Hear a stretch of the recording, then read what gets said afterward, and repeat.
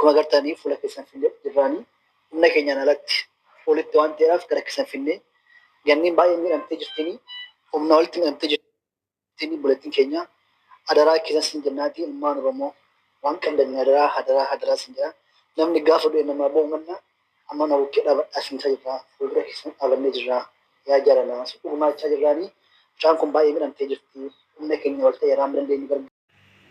Wanni akkana haasawin akkana nama walitti buustan kuni gaarummaa hin qabu. Yoo dandeettan du'aa godhaafi rabbi si haa fayyisu jedhaati. Yoo dadhabdan nama walitti naqxanii isii dawaa nyaachisee isii akkana godhee laa wallaa kun ishee midhaas lawwaan onlaayinii gubbattii miti.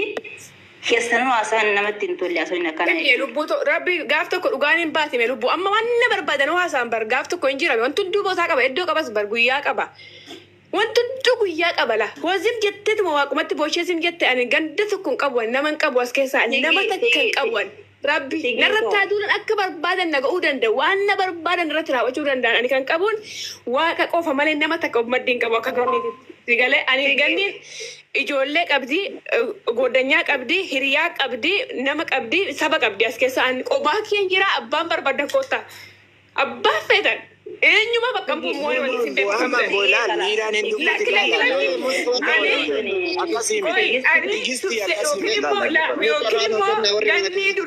ganni dursa tan tarkaanfii fudhate fudhadhee maqaa keessa akkan du'e maatii kootitti dhaammadheetan du'anii waan du'es wannan taane nan jettanii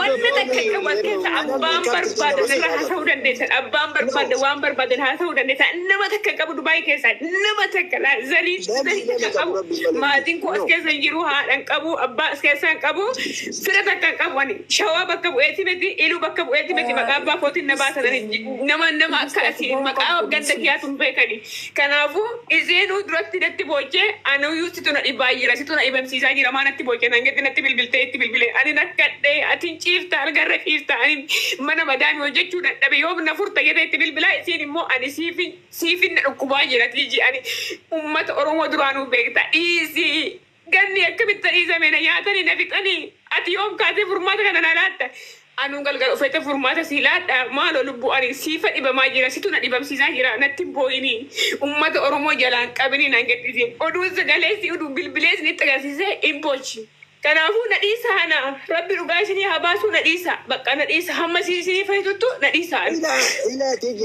tiiji waan dhageeffadhu ana kaafteetitti ijoolleen na jira turtan na dhagaa turtanillee ganni ka dhibamsiise rabbi namaa miti ana akkana jedhaa ture tiigisti kalees hiriyaa waliin tura namni wal dhaba wali araarama ganni ka dhibamsiise rabbi ka fayyisu rabbi mucattii dhiisaa carraan ofii mana keetti carraan argatu namni itti fufi mi'a ishee. Dhiifama yoo na durallee jiraattanii na uffolchaasin jira Oromoo koo waa tokko beeku qabdanii uummanni keenya kun nama ajaa'iba dhugaa rabbi gannii fi tigistii yoo taate hedduun nama naa walitti dhiyaatu jiru jidduu isaan jiru rakkoo isaan jidduu jirus illee nama hedduu sirriitti dhiyaatee beeku wanti isaan sirriitti haasan jibbaa fakkeessanii haasan irra hedduu gaafa laalte bifa qoosaati maleeni bifa jibbaaf keessaa qabuudhaati miti akka miidiyaa kana gubbaarratti haasamu kanaa miti keessoon isaanii haa ta'u maleeni namni tokko gaafa waa jedhu waa laalaa cubbuullee sodaataa laaluun barbaachisaadha ati bira hin jirtu ka bira jiru rabbii tokkicha rabbitu arga yoo isiinuu sanuu goote sanuu godhu baatu bira hin jirtu muciyyoon tun bakka biraa jirti tigistii yoo rakkoos qabaatte namni haala kanaan kan inni itti wal gaafatu jara keenya rabbillee sodaadhaa keessatti namni kun nama kaleessa walii waa hedduu ta'a ture ganniin kan biyya san isiin dhuftee fi tooftaa adda addaatiin sababa muciyyoo tanaatiin tooftaa adda addaa baasanii jechuudha.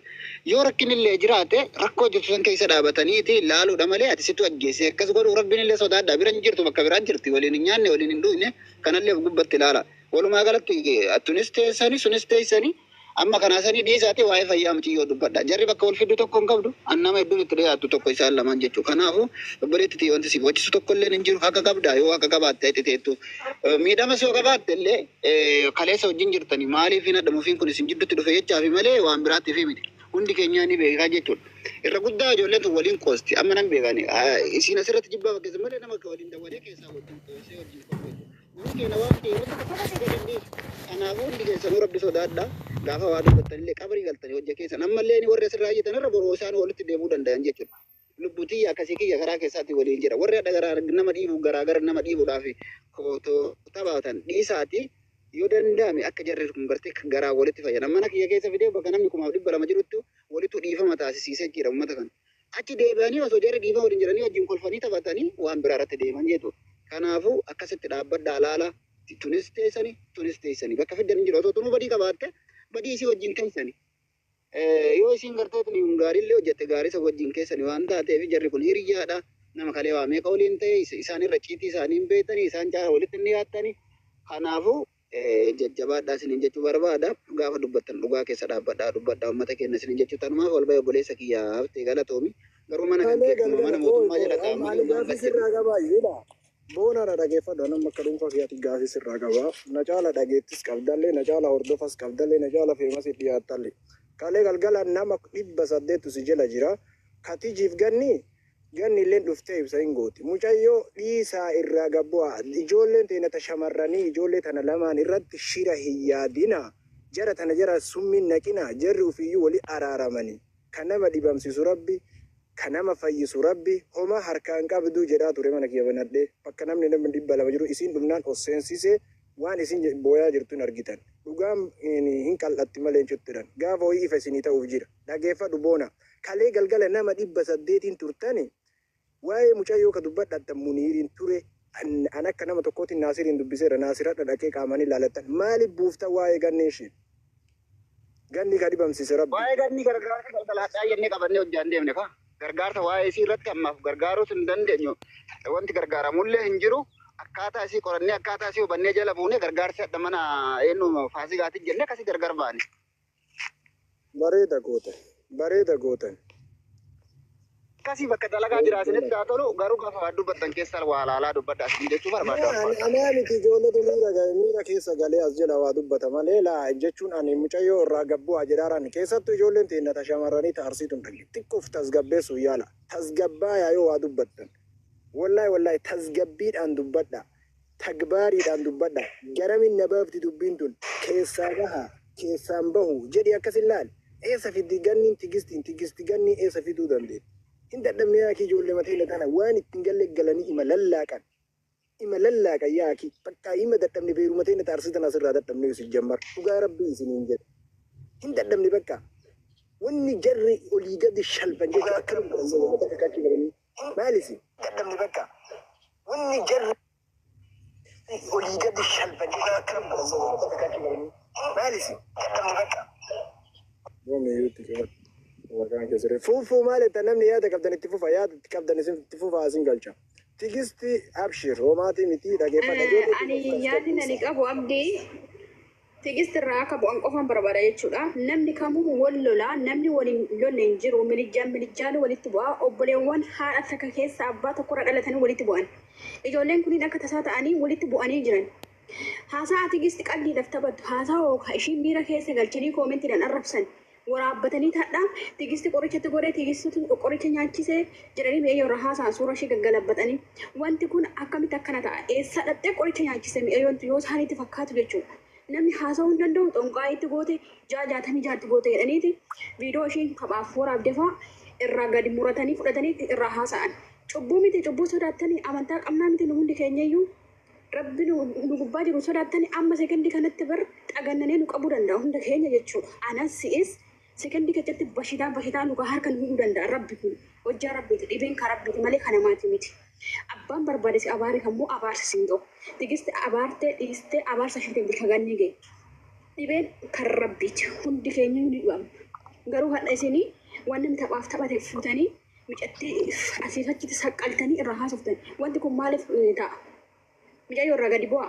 Dhibeen kan rabbiitti fayyitee mi'ayyoon dhuftee himachuu dandeechi. Dhibeen isin haasoftan kan biraa kan mi'ayyoon dhibeen ishee kan biraati.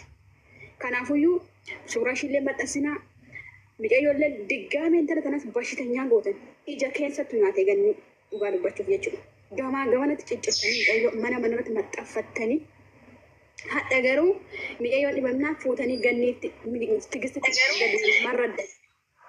Kanaafuu jechuudha ijji namaa muka jiidhaa gosa ijuma keessattuu mi'ayyoo qurxee tokkoffaa cinqatiinuu indoomi hin dandeechi ganni oduu ana ta'e qaataan maraadhe isinii galee gamaa cirattanii kun gurraatti dhageessan kanaan dura yuutuubiidhaan daladdan amma kalarii fiitiin yuutuubii dhandaladde amma kun dhibee irra sinii buute paartii sadaffaarra geecha miidhayoon jechuudha paartii kufaatir baga gammaddan amma immoo deebitanii tanallee itti dabaluuf taatan isinii galee miidhayoon tun odoo aartee waan tokko taate jechuudha uummatuma kanatti itti gaafatama ammallee jechuudha miidhayoo tana galiin galabbaxeera irraan haasa'ina bakka walolan waan haasoftee jirti miira keessa galte wal biran daladdu maal nyaachisi miidhayoon tun xonqaayee warri deemtan deema miidhayoon manaan kontiraataa jirte isaan xonqaayee deemuu dandeettiin dalatu.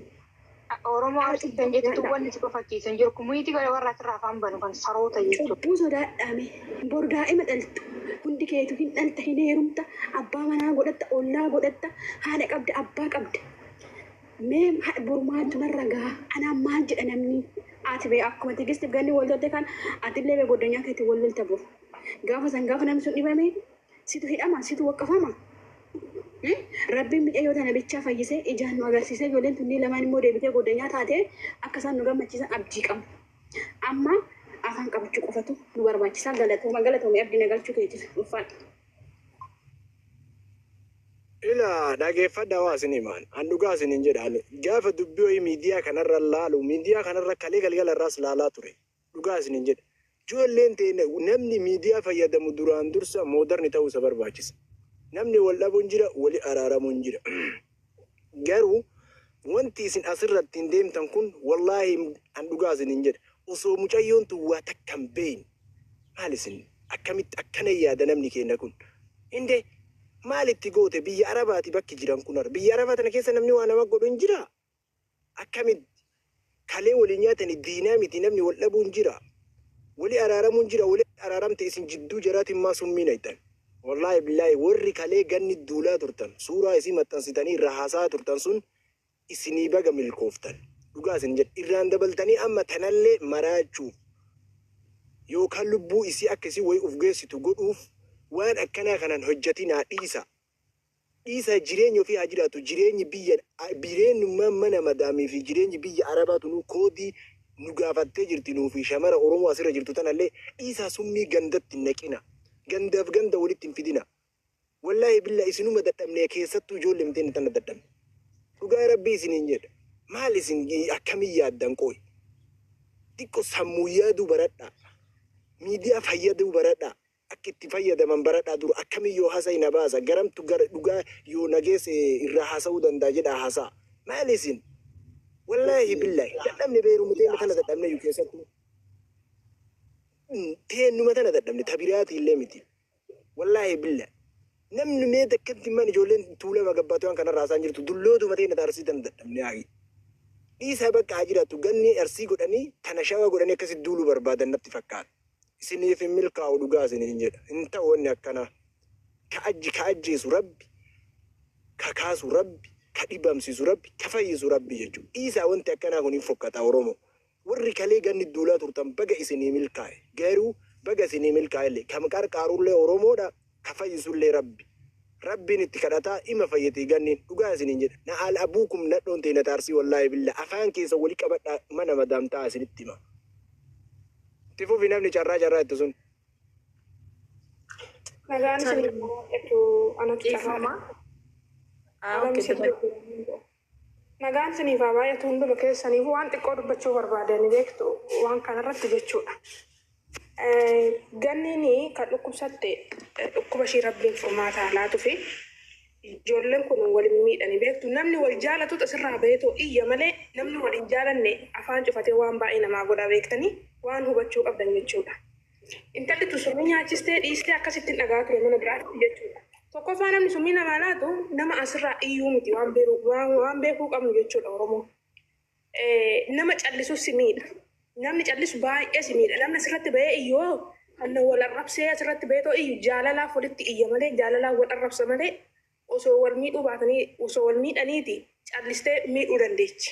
Intalli tun immoo dhugaa dubbachuudhaaf yoo ta'e biyya kana keessatti michi nuun argamtu paanaadoolidhaan ala jechuudha.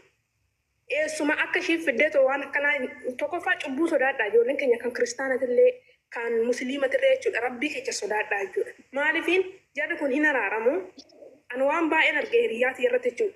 Hin araaramu aga barbaadee waan barbaade yoo ta'e inuma araaramu beektanii wali isaaniidha wali isaanii garuu nuti boru maal taana nuyi maaltu nu eeggata nuti sagalee qabna osoo dhukkubsannee namni sagalee nu ta'u jira moo nama gandummaadhaan duulu jira jedhaatu yaada. Yoo danda'ameef ganda rabbii kadhadhaa fi intala irratti hin duulinaatu jechuudha. Yoo isin hidhadhaamee sagalee ta'aa fi isaa alatti walitti hin duulinaa hin barbaachisu walitti duuluun. Kun asii ganni irratti ganni dhab dubbata kun asii immoo tiijiidhaaf dubbata. Jarri kun garuu walitti dhufaa beektanii. Kun immoo jara kaa warra feemesii qabatee ittiin utaalaa jira. Hin barbaachisu waan akkanaas jennaan. Waliif sagalee ta'a aga danda'amaa ta'e wal gargaara. An duraa falmattuu silkii dhannan qaba silkiin koo hin bade gaafachuu hin dandeenye yoo danda'a immoo deemee gaafachuu danda'a. Saniif akkasiniin jedha. Ani hiriyaati baay'ee kanan jaaladhu nama hunda caala kanan jaaladhu walitti bu'uun ijoollee naqamteeti. Namni meeqa nu dadhabee garuu karaa keessatiin malee miidiyaa irratti namni meeqa nu dadhabee didee hituma ishiidhaan hin araara malee aduu isheen koronaan qabu biyya koronaan nama qabsan waan hin godhu dhabee tanan aanatu tolseene ijoollee mana ijaazaa keessatti ishii gattee jechuudha dhugaa rabbii dubbachuudha rabbitu na argama. Ani tolseene gizee sadii faastii taate osoo dhufin eegina wajjin.